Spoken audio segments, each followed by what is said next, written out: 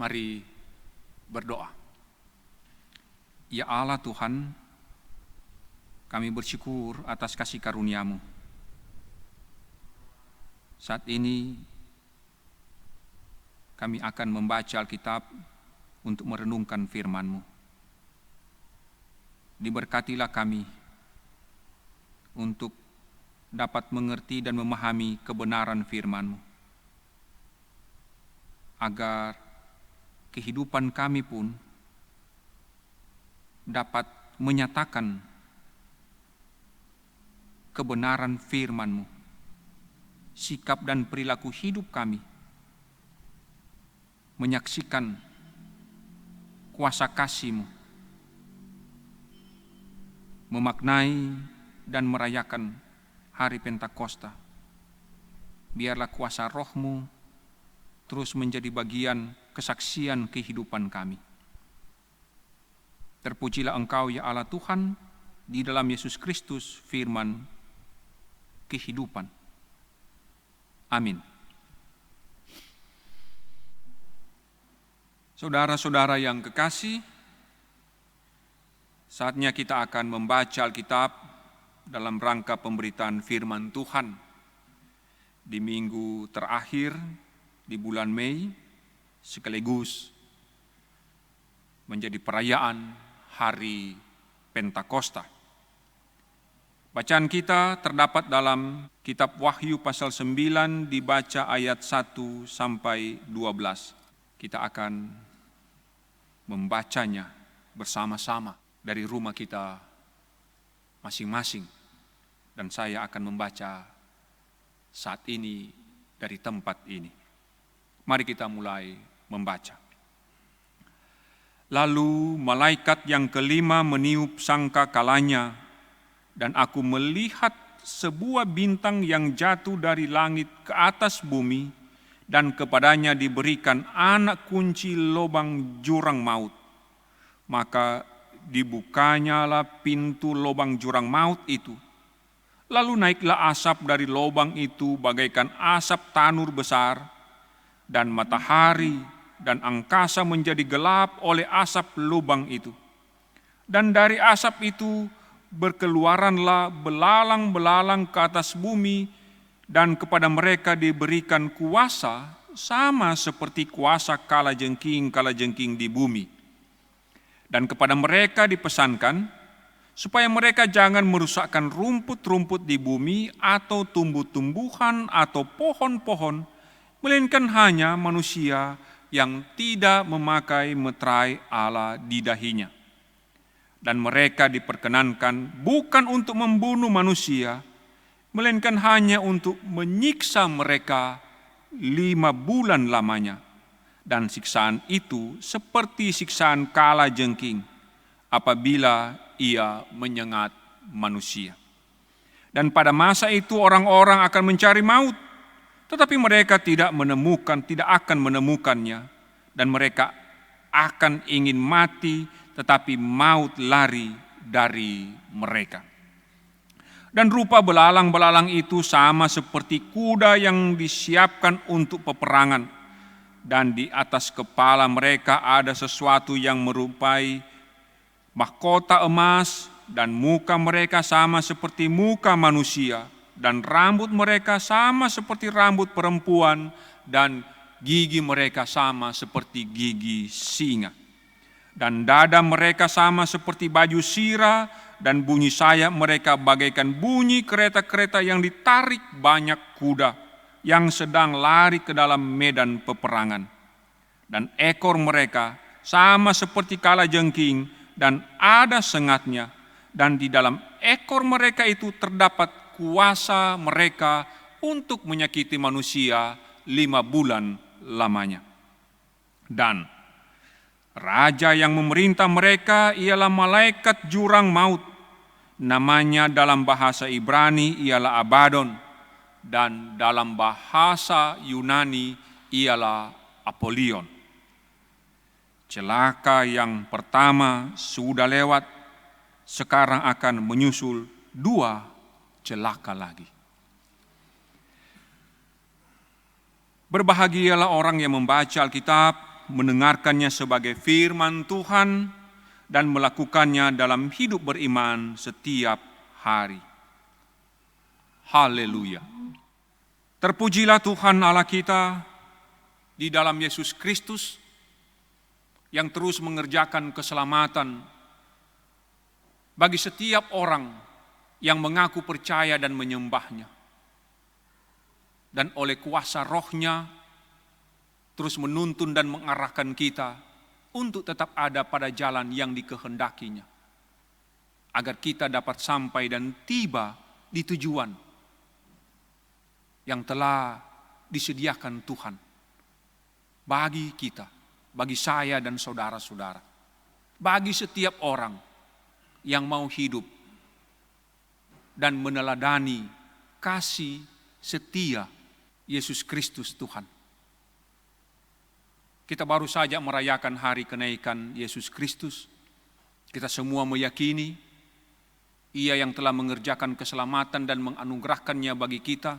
Biarlah itu menjadi teladan bagi kita, anak-anak, umat kepunyaannya. Dan hari ini, di hari Pentakosta, di minggu terakhir bulan Mei, kita sama-sama meyakini Ia yang naik kembali ke tempat yang maha tinggi, tidak meninggalkan kita sendiri, menjalani kehidupan sebagai orang-orang yang tidak berpengharapan. Tapi kita tahu janji dan jaminan keselamatan yang daripada Tuhan terus dinyatakannya. Bahkan Ia memperlengkapi kita dengan kuasa rohnya. Dan hari ini kita rayakan.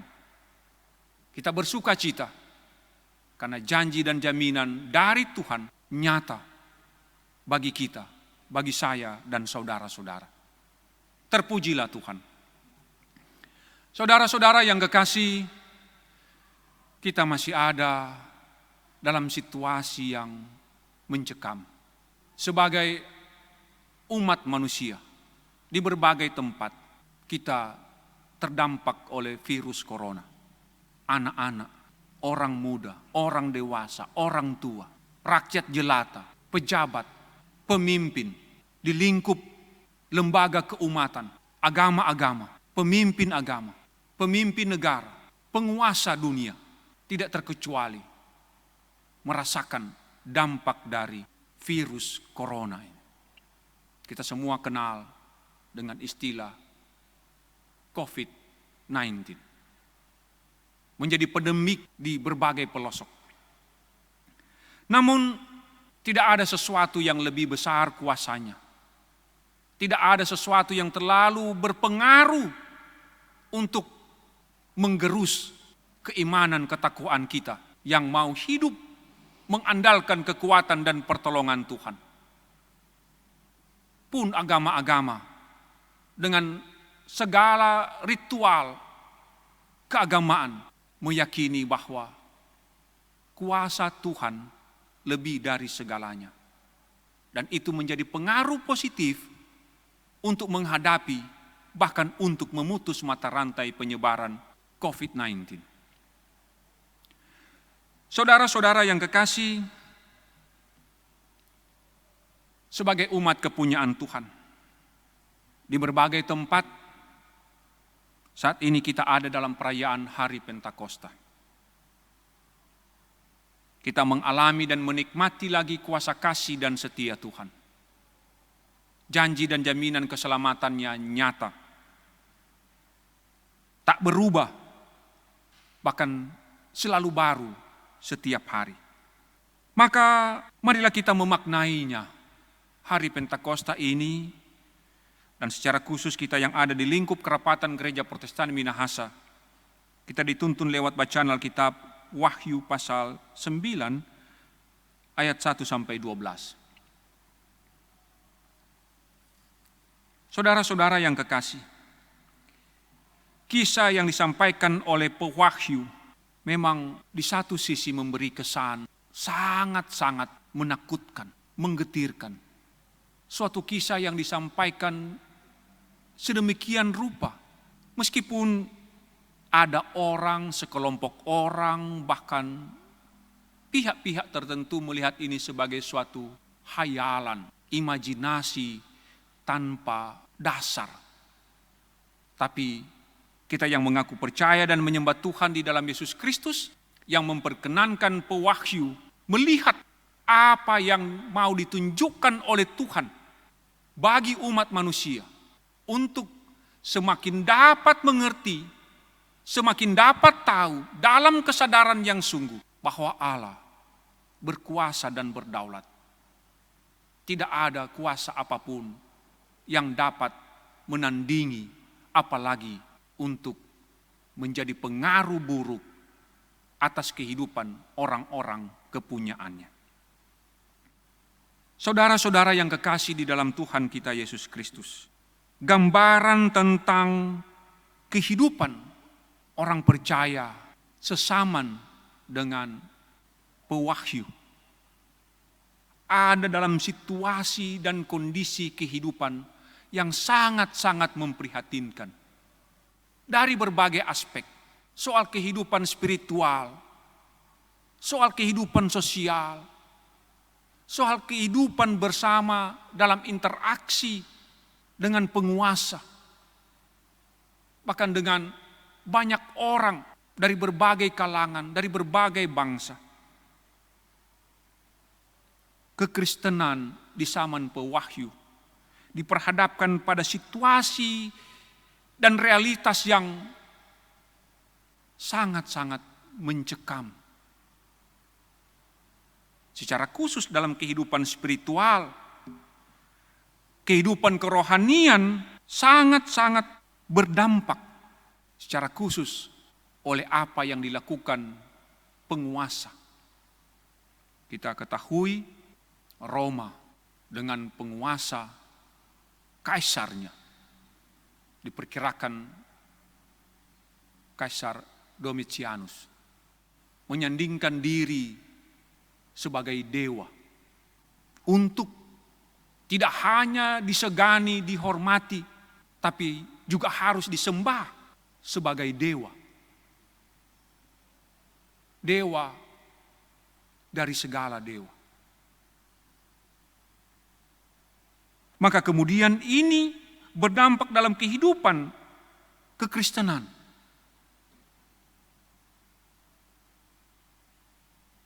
Kepatuhan dalam kehidupan masyarakat yang di dalamnya ada orang-orang percaya mengalami berbagai tekanan dan hambatan telah digambarkan begitu rupa oleh pewahyu. Seperti malaikat yang jatuh dan membuka pintu lubang jurang maut untuk mengeluarkan dan membebaskan apa yang dikatakan di sini, belalang-belalang yang kuasanya sama seperti kuasa kalajengking.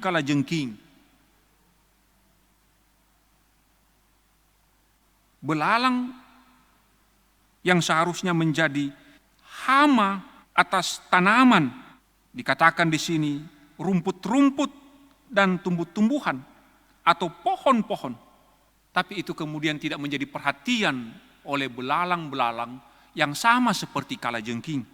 Mereka hanya memberi perhatian dan membuat manusia ada dalam kesusahan dan kesesakan.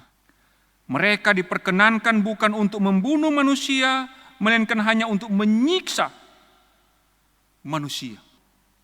Tidak merusak tumbuh-tumbuhan dan tanam-tanaman, tapi menyiksa manusia. Tidak sampai binasa, tapi kemudian pakai istilah kita sekarang, jadi setengah mati. Orang bilang sekarang setengah mati masih lebih bagus, jangan mati setengah. Berat itu. Nah, saudara-saudara yang kekasih dalam Tuhan kita Yesus Kristus, gambaran ini mau menunjukkan bahwa betapa besar pengaruh atas kehidupan kekristenan karena tindakan-tindakan penguasa yang tidak adil, bahkan semena-mena memperlakukan orang-orang yang tidak melakukan apa yang diperintahkan oleh penguasa, secara khusus dalam ini kaisar yang harus disembah sebagai dewa. Gambaran selanjutnya tentang penguasa, belalang Sama seperti kalajengking, seperti kuda yang tentunya kita semua tahu mempunyai tenaga yang sangat besar. Tapi mempunyai wajah seperti manusia, rambutnya terurai seperti rambut perempuan, tapi giginya seperti gigi singa. Ini suatu penggambaran yang sangat-sangat mengerikan. Bisa mempunyai wajah seperti manusia, dalam kiasan dapat mengerti dan memahami sesama manusia. Punya rambut seperti perempuan, yang kalau perempuan merias menata rambutnya akan terlihat elok, cantik. Tapi kemudian ada gigi-giginya yang seperti singa yang siap menerkam dan mencabik-cabik orang-orang yang menjadi mangsanya. Dia dapat menjangkau orang-orang yang coba melarikan diri karena dia punya tenaga seperti kuda. Tidak ada yang dapat melawannya karena dadanya punya baju sirah, punya tameng. Saudara-saudara yang kekasih dalam Tuhan kita Yesus Kristus, betapa tidak berdayanya orang-orang yang hidup pada saat itu. Tidak hanya orang-orang yang menyembah dan mengakui Yesus Kristus sebagai Tuhan, tapi juga banyak orang lainnya. Alamat surat Wahyu ini ditujukan kepada jemaat-jemaat Kristen di Asia Kecil. Kalau di pasal-pasal awal disampaikan jemaat-jemaat mana itu menjadi tujuan surat Wahyu. Saya bersyukur diperkenankan untuk melihat puing-puing yang ada di Asia Kecil. Jemaat-jemaat mula-mula secara khusus seperti yang disampaikan dalam kitab Wahyu ini. Di Efesus, di Smyrna, di Pergamus, di Tiatira, di Sardis, Philadelphia, Laodikia. Sekarang ini tersisa hanya puing-puing. Ada satu gereja yang masih berdiri dan cukup megah. Gereja Saint Polycarpus yang dikatakan itu adalah murid langsung dari Yohanes Sang Pelihat. Saudara-saudara yang kekasih, kita tidak akan beromantisme dengan keadaan yang menyusahkan. Tapi kita akan beromantisme kepada apa yang pernah dilakukan dan dikerjakan Tuhan Allah di dalam Yesus Kristus. Dan oleh kuasa rohnya yang membimbing umat kepunyaannya sampai saat ini. Dan kita boleh ada bersama merayakan hari Pentakosta ini. Bacaan kita tadi dikatakan, belalang yang menyerupai kalajengking, punya tenaga kuda, mempunyai wajah manusia, berambut seperti rambut perempuan, berbaju sirahkan di dadahnya, hanya memberi perhatian untuk membinasakan. Sampai tidak mati, jadi setengah mati mereka yang tidak mempunyai meterai dari Tuhan. Dihubungkan dengan perayaan hari Pentakosta ini, kita akan memaknainya apa yang dimeteraikan oleh Tuhan adalah mereka yang mendapatkan kuasa roh. Dan kita semua tahu apa yang disampaikan oleh Rasul Paulus di dalam surat Galatia.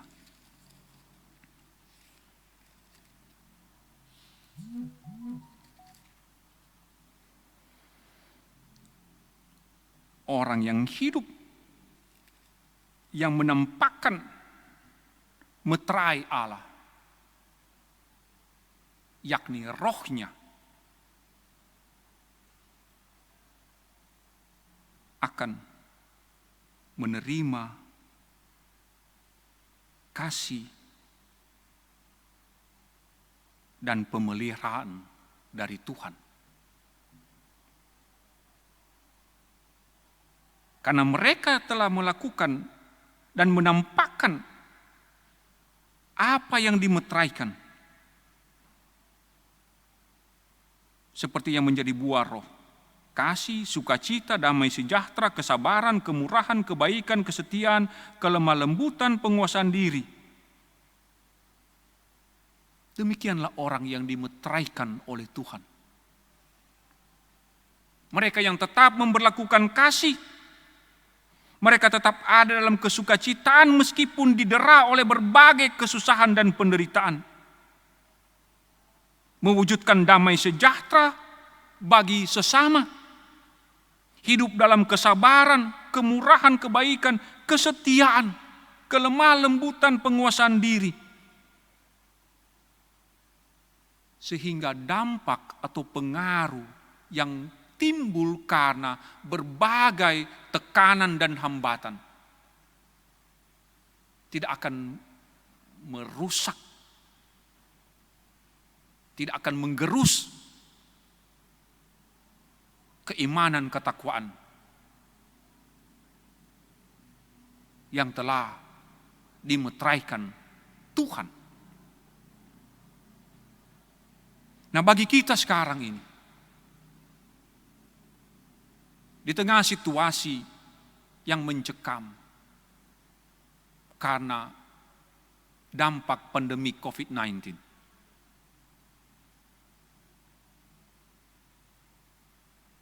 bagaimana kita tetap ada sebagai orang-orang yang dimeteraikan oleh Tuhan lewat kuasa roh-Nya.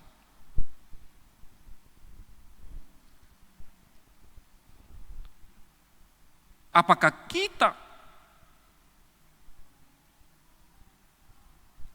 hidup dalam kasih,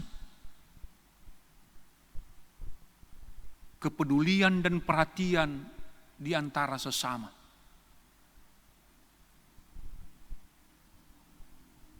Bagaimana kita mewujudkan damai sejahtera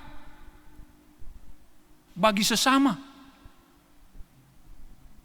Dan sampai pada penguasaan diri, kita dapat menjadi tenang. Kecemasan, kekhawatiran, bahkan ketakutan itu memang manusiawi. Tapi itu tidak akan menghalangi kasih Tuhan bagi saya dan saudara-saudara, bagi kita, untuk tetap mewujudkan kehidupan sebagai orang-orang yang dimeteraikan oleh Tuhan, menampakkan tanda-tanda hidup di dalam roh.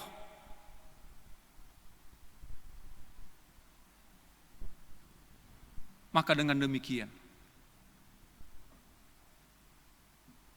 kita dapat saling menguatkan dan meneguhkan.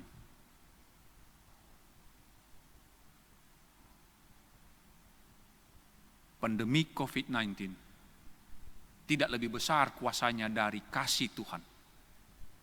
Kuasanya tak tertandingi.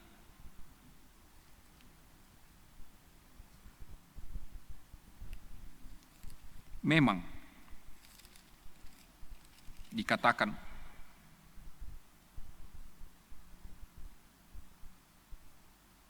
dan raja yang memerintah mereka ialah malaikat jurang maut. Namanya dalam bahasa Ibrani Abaddon dan dalam bahasa Yunani ialah Apollyon. Menghancurkan, merusak.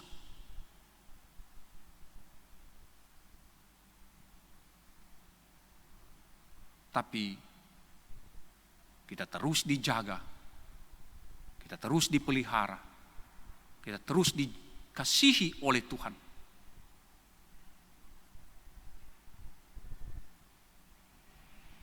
Semoga kuasa dan kasih Tuhan di perayaan hari Pentakosta ini akan semakin menguatkan dan meneguhkan keimanan ketakwaan kita. Bersama-sama menampakkan meterai dari Tuhan agar dampak buruk tidak hanya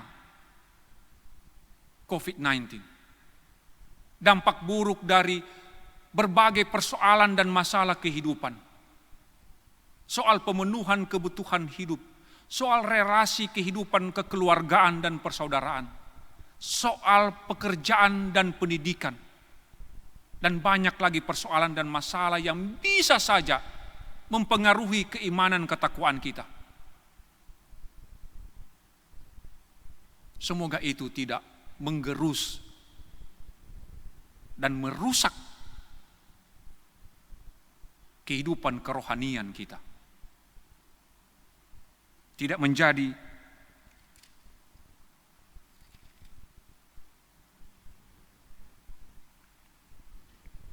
seperti apa yang dikehendaki oleh malaikat jurang maut. Tapi kita menjadi seperti apa yang dikehendaki oleh Tuhan. Orang-orang yang dimeteraikan oleh kuasa rohnya untuk mewujudkan buah-buah roh dalam kehidupan kita. Dimanapun kita pergi berada, dan dalam situasi kondisi apapun kita alami hidup ini, kasih, sukacita, damai sejahtera, kesabaran, kemurahan, kebaikan, kesetiaan, kelemah lembutan, dan penguasaan diri menjadi kesaksian hidup kita. Terpujilah Tuhan. Amin.